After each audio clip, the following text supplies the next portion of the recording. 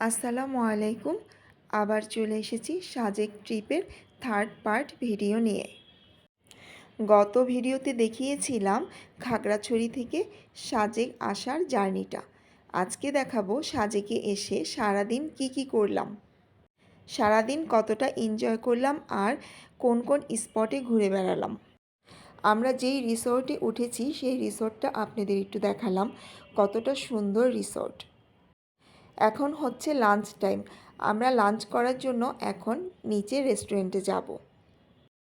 রিসোর্টের নিচেই একটা রেস্টুরেন্টে আমরা সবাই লাঞ্চ করার জন্য চলে এসেছি। পাহাড়ি এলাকায় এসেছি ঘুরে বেড়ানোর জন্য, আর পাহাড়ি এলাকায় এসে পাহাড়িয়াদের ট্রেডিশনাল বাম্বু চিকেন খাবো না তা তো হয় না। সত্যি কথা বলতে গেলে আমার কাছে ওনাদের এই ব্যাম্বো চিকেনটা একটুকু ভালো লাগেনি। হয়তোবা এই রেস্টুরেন্টের রান্নাটা ভালো ছিল না, কিন্তু আমি শুনেছি এই ব্যাম্বো চিকেন অনেক টেস্টি হয়। যাই হোক, আমরা সবাই ক্ষুধার্ত ছিলাম, তাই পেট ভরে লাঞ্চ করে নিলাম। তারপর দুপুরে একটু রেস্ট নিয়ে আমরা বিকেলবেলা আবার ঘুরতে বেরিয়ে পড়লাম।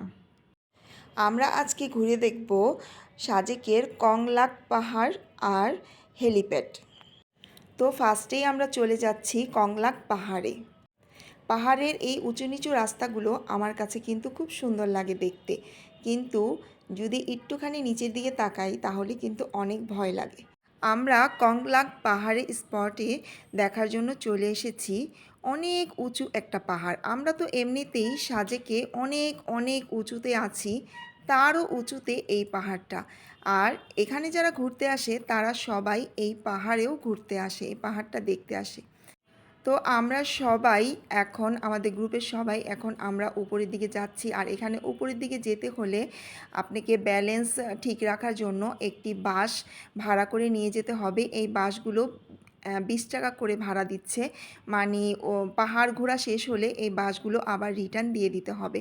তো আমরা যারা যারা নিচ্ছি 20 টাকা করে বাস ভাড়া নিয়ে আস্তে আস্তে পাহাড়ের উপরের দিকে রওনা দিলাম। আসলে ভিডিওতে বোঝা যাচ্ছে কি না আমি জানি না, এটা কিন্তু অনেক উঁচু পাহাড়, অনেক উঁচুতে আমরা যাচ্ছি। পাহাড়ের কিনার ঘেঁষে আস্তে আস্তে হেঁটে হেঁটে খুব সাবধানে উঠতে হয়।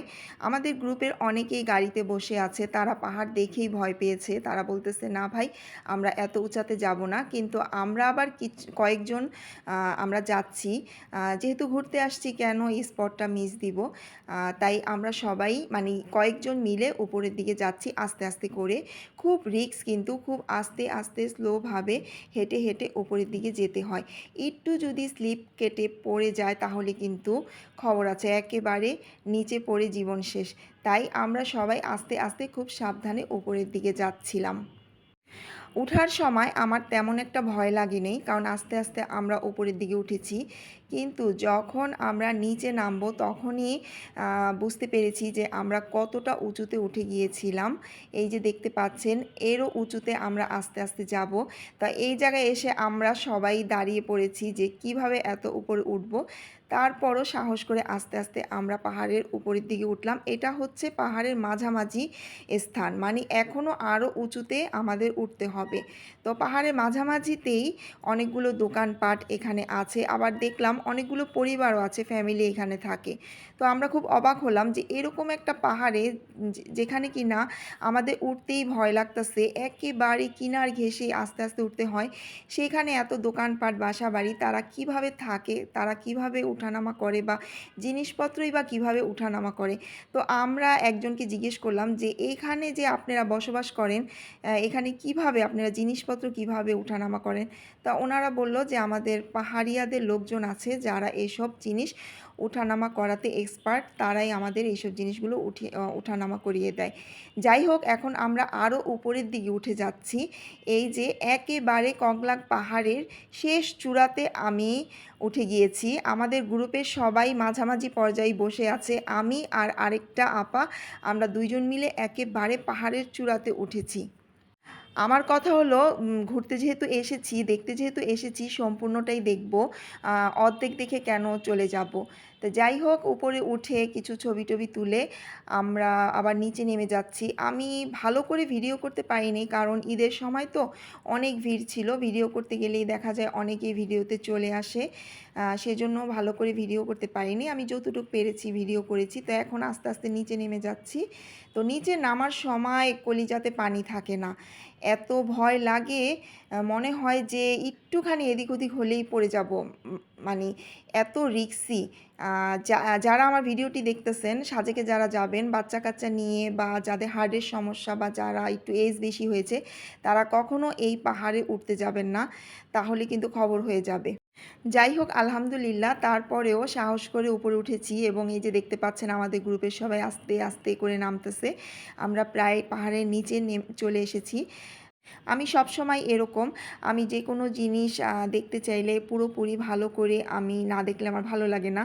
তাই শুধু আমি না, এখানে যারা সাহসী তারা সবাই একেবারে পাহাড়ের চূড়াতেই উঠেছিল। তো আমি আবার একটু আপনাদের দেখালাম যে এই জায়গা থেকে স্টার্ট হয় পাহাড়ের রাস্তা, তারপর আঁকাবাঁকা পথে একেবারে অনেক উঁচুতে উঠতে হয়। তারপর এখানে কিছু ট্রেডিশনাল খাবার পাওয়া যাচ্ছে পাহাড়িয়াদের, তার মধ্যে হচ্ছে ব্যাম্বু টি। তো আমরা সবাই বাসে করে চা, যেটাকে বলে বাঁশের ভিতরে চা, সেটা আমরা সবাই খেয়ে নিলাম। নর্মাল আমরা যেরকম মিল্ক টি খাই, দুধ চা খাই, সেরকমই, অন্য কিছু না। ওই চাটা বানিয়ে বাঁশের ভিতরে ভরে দিয়ে দেয়, এক্সট্রা কোনো ফ্লেভার আমার কাছে লাগেনি। এখন আমরা চলে এসেছি আরেকটি স্পটে। এই স্পটটির নাম হচ্ছে হেলিপ্যাড। এখানে হেলিকপ্টার নামে। তো এখান থেকে সকালের সূর্যোদয়টা দেখতে সবাই সকাল ভোরে চলে আসে। তো আমরাও সকালবেলাই এসেছিলাম, কিন্তু যাওয়ার পথে আমাদের এই স্পটটা পড়লো, তাই বিকেলবেলা আমরা একটু দেখে নিলাম। তারপর এখন হচ্ছে সন্ধ্যার সময়, মানে সব স্পট দেখতে দেখতে সন্ধ্যা হয়ে গিয়েছিল। তো সন্ধ্যার সময় কিছু দোকানপাটে ঘুরে ঘুরে টুকটাক কিছু পছন্দের কিছু কিনে নিলাম। আসলে এখানে আনকমন কিছু আমার কাছে লাগে নাই। সব কিছুই আমাদের ঢাকাতে যেরকম পাওয়া যায়, ওই জিনিসগুলোই বেশিরভাগ এখানে দেখতে পেলাম। তারপর তো রাতের বেলা আমাদের শুরু হলো বারবিকিউ পার্টি। সাজেক ট্রিপের আমার সবচেয়ে ভালো লেগেছে যে এই জিনিসটা, এই এই বারবিকিউ পার্টিটা রাতের বেলা রেস্টুরেন্টের সামনে সাজেকের রাস্তার পাশে এই পার্টিটা হচ্ছে। মানে আমরা যে রেস্টুরেন্টে খাবো, সেই রেস্টুরেন্টেই এই বারবিকিউ পার্টির আয়োজন করা হয়েছিল আমাদের গ্রুপের সবার জন্য। তো এখানে তো মিউজিক হচ্ছে, অনেক ভালো লাগতেছিল যে রাতের বেলা এক সাইডে বারবিকিউ রান্না করা হচ্ছে, আরেক সাইডে মিউজিক হচ্ছে। আসলে এটা অন্যরকম একটা ফিলিংস, অন্যরকম একটা ভালো লাগা। তো আমরা সবাই খুবই এনজয় করেছি। আর দুপুরে খাবার তেমন একটা ভালো লাগে নাই, কিন্তু বারবিকিউ খাবারগুলো খুব টেস্টি ছিল। আমাদের সবার কাছে খুবই ভালো লেগেছিল বারবিকিউ আয়োজনটা। তো যারা সাজেক ট্রিপে যান তারা এই বারবিকিউ পার্টিটা মিস করবেন না। মিউজিক শুনতে শুনতে আমরা ডিনারটাও করে ফেললাম। আমাদের ডিনারের আইটেম ছিল পরোটা, বারবিকিউ চিকেন, কোক, সস, সালাদ। আমরা তো অনেক রাত পর্যন্ত এই বারবিকিউ পার্টিটা এনজয় করেছিলাম। শুধু আমরা না, ঈদের সময় অনেকেই এই ট্রিপে গিয়েছিল, সবাই খুব এনজয় করেছে দেখতে পাচ্ছেন।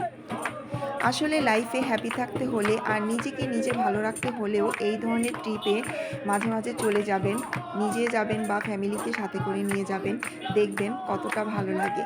যাই হোক, আজকে এখানেই শেষ করছি। আবার নিয়ে আসছি সাজেক ট্রিপের 4th পার্ট নিয়ে। সেই পর্যন্ত সবাই ভালো থাকবেন, সুস্থ থাকবেন, আমার জন্য সবাই দোয়া করবেন। আল্লাহ হাফেজ।